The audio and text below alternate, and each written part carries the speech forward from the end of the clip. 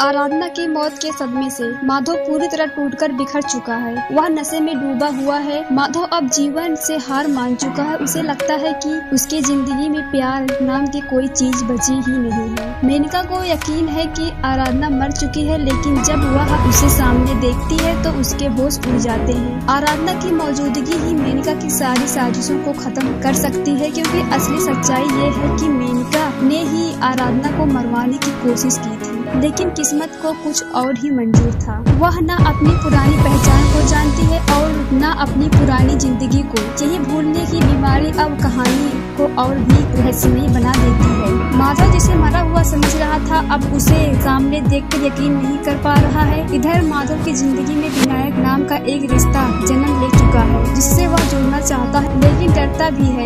यह कारण है उसका बीता हुआ कल। पहले दामिनी ने उसे छोड़ कर चली गई और अब फिर आराधना। वह विनायक से भी दूर रहना चाहता है ताकि उसे फिर से कोई ना खोना पड़े। इस वीडियो में आराधना नाचती हुई दिखाई देती है, जिसे देखकर माधव अपनी आंखों पर यकीन नहीं कर पाता। वह तुरंत उस जगह जाता है जहां यह वीडियो शूट हुआ था, लेकिन वहां आराधना नहीं होती है। दरअसल राजू उसे पहले ही वहां से ले जा चुका होता है। राजू अब अपना आराधना की देखभाल कर रहा है, लेकिन उसका व्यवहार भी धोखे का है। वो आराधना को उसकी पुरानी पहचान से दूर रखना चाहता है। वहीं दूसरी तरफ मेनका का झूठ अब ज्यादा दिन तक नहीं चल पाएगा, क्योंकि दादी को आरंभ से भरोसा था कि आराधना जरूर लौटेगी और अब वह भरोसा जीतने वाला है। माधव ने अब मेनका से दूरी बना ली है, लेकिन उसकी एक गलती ये है कि उसने अपनी सारी संपत्ति और जिम्मेदारियां मेनका के हाथ सौंप दी है। यही अब माधव के लिए एक नई चुनौती बनने वाली है। मेनका एक सौदे के लिए राजू के घर आती है, लेकिन तभी उसे आराधना की आवाज सुनाई देती है। वह दंग रह जाती है। ये वही आवाज है जिसे वह खत्म कर चुकी थी।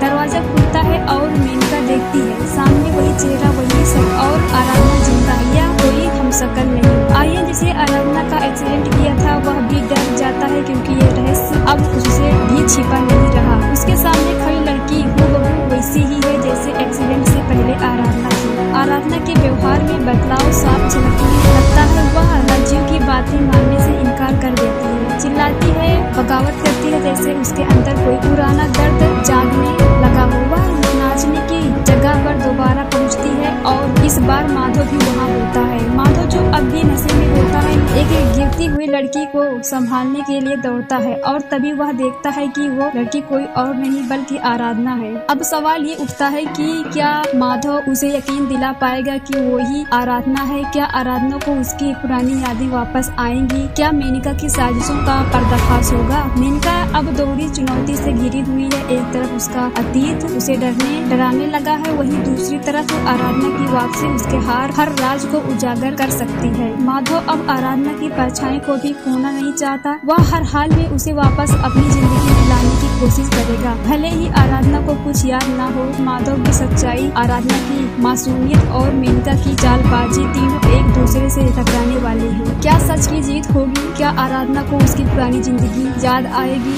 या फिर माधव और आराधना फिर एक होंगे? और क्या मेनका को मिलेगी उसकी सजा? ये सब जानने के लिए सीरियल के अगले एपिसोड का इंतजार कीजिए।